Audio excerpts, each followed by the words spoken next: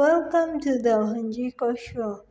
Raila Odinga has packed a hefty punch in the ring that is Kenya's 2022 presidential election campaign. Today, we take a look at forgiveness and politics vis-a-vis the handshake and ask ourselves whether it is ever right for politicians to forgive our government on behalf of citizens whom it has wrongfully harmed. What is gained and what is lost in the aftermath?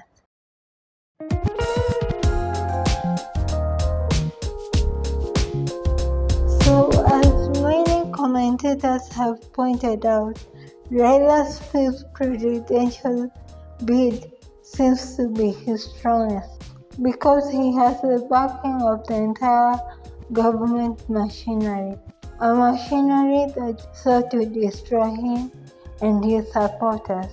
Raila's handshake with Uhuru has gained him crucial support that is likely to propel him to victory this year. But he has also fallen from grace in the eyes of Kenya's civil society and other entities who previously held him as the leading defender of ordinary Kenyans against the infringement of their rights by the government.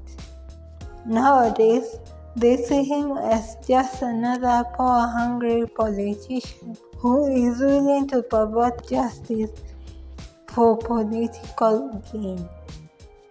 As a side note, Kenya's civil society is largely funded by powerful Western donors who are dedicated to a philosophy that promotes chaos around the world in the belief that such chaos will lead to order, their kind of order. But that's a story for another day. Many Kenyans, myself included, agree that Raila's run with Uhuru averted a civil war. Ethiopia has shown us that a stable, economically thriving country may quickly slide into warfare. However, political forgiveness risks discouraging civic engagement and encouraging the kind of political apathy that has been witnessed in the recent voter registration exercises conducted by the IEBC. Now, this may talk for Raila. Presidential elections around the world are characterized by voters voting against a particular candidate rather than voting for a particular candidate.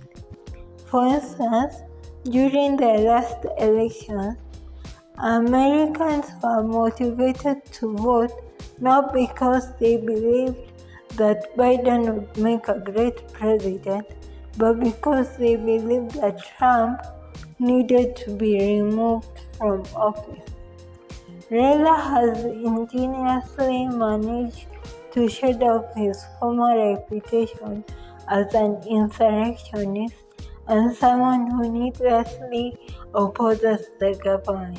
He has morphed himself into a harmless politician who is not interested in challenging the status quo.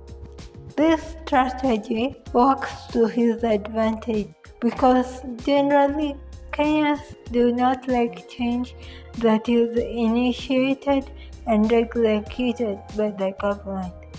That is why I believe that the blocking of the BBI initiative by the High Court, an initiative that is supported, by the way, enhanced rather than diminished Raila's chances of winning this year's election.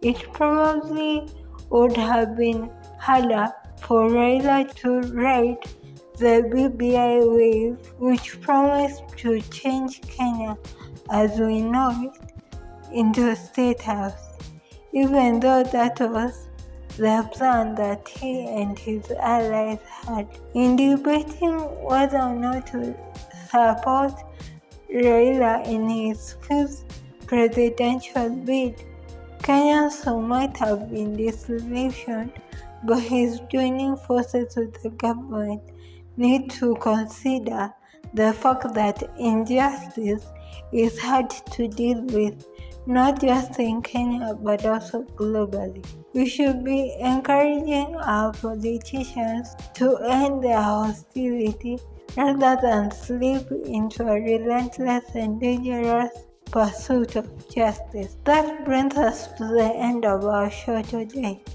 Be sure to like, subscribe, and leave a comment in our comment section. I'll read the most interesting comments during our next episode.